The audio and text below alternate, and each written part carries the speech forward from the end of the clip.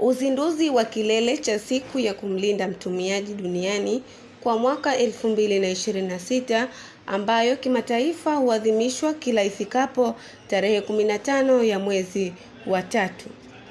Kupitia maadhimisho hayo, ZFCC huendelea kuimarisha juhudi za kutoa elimu kwa umma na kushughulikia malalamiko ya watumiaji pamoja na kusimamia utekelezaji wa sheria zinazolinda ushindani na haki za utumiaji katika soko.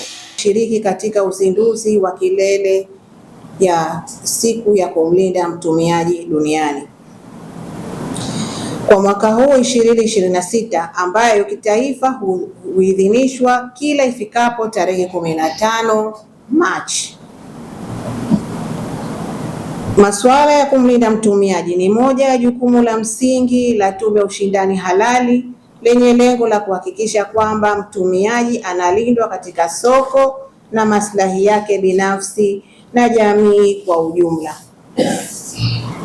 Kwa kawaida, maadhimisho haya hubeba ujumbe tofauti kila mwaka ambao hutolewa na taasisi ya kimataifa yanayoratibu maadhimisho hayo ijulikanayo Consumer International.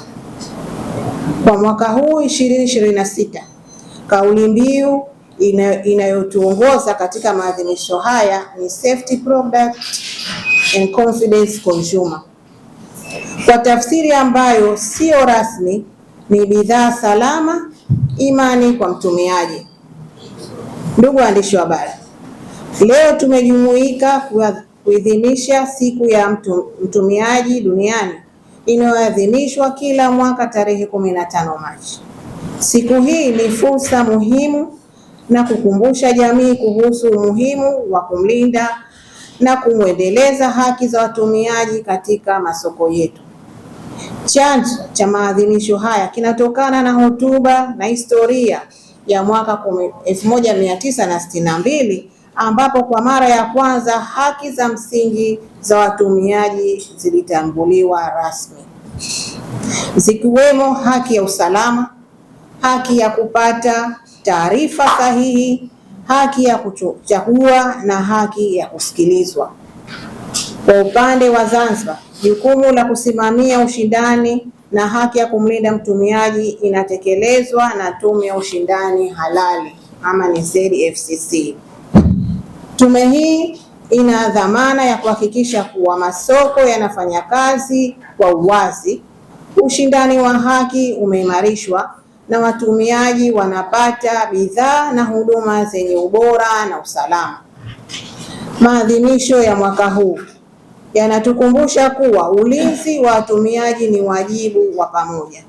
Wafanyabiashara wanapaswa kuhakikisha wanatoa bidhaa na huduma zilizo salama, zenye taarifa sahihi, zisizo na udanganyifu.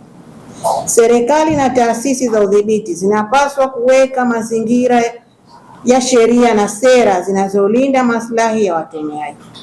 Vile vile, watumiaji wanapaswa kuwa na uelewa wa haki zao na kuchukua hatua pale haki hizo zinapokiukwa. Kwa kupitia maadhimisho haya, ZFCC itaendelea kuimarisha juhudi za kutoa elimu kwa umma, kupokea na kushughulikia malalamiko ya watumiaji pamoja na kusimamia utekelezaji wa sheria zinazolinda ushindani na haki wa watumiaji katika soko. Tunawahimiza wadau wote kwa kushirikiana na ZFCC katika kujenga soko lenye haki, uwazi na linaloweka maslahi ya watumiaji mbele.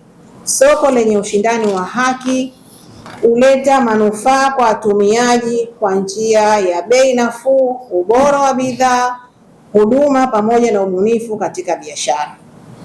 Kwa niaba ya ZFCC nawatakia maadhimisho mema ya siku ya utumiaji duniani.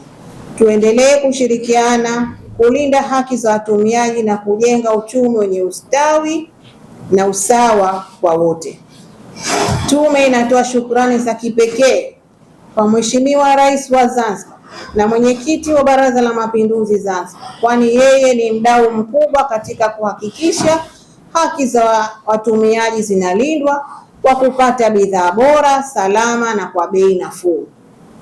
Aidha, tume inatoa shukurani za dhati kwa Wizara ya Biashara na Maendeleo ya Viwanda kwa kusaidia katika kutimiza malengo ya kuwalinda watumiaji katika kipindi chote tangu kuanzishwa kwake. Vile vile, natoa shukurani za dhati kwa uongozi wa tume na watendaji wote kwa kuendelea kufanya kazi kwa pamoja, hasa katika kipindi hichi cha mwezi mtukufu wa Ramadhani. Asanteni kwa kunisikiliza. Jina langu ni Subira Salum na hii ni Ikhwan TV. Usisahau kusubscribe, kulike, kucomment na kushare.